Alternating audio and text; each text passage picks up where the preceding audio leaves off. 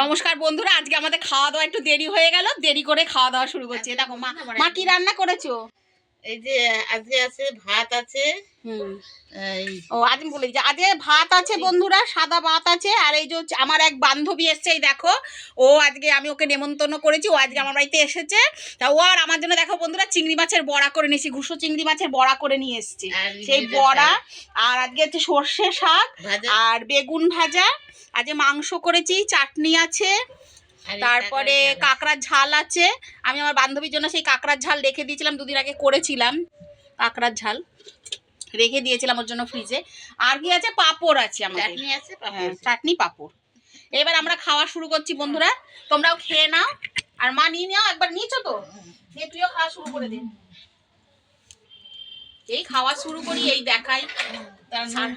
নুন লাগবে না, ঠিক আছে।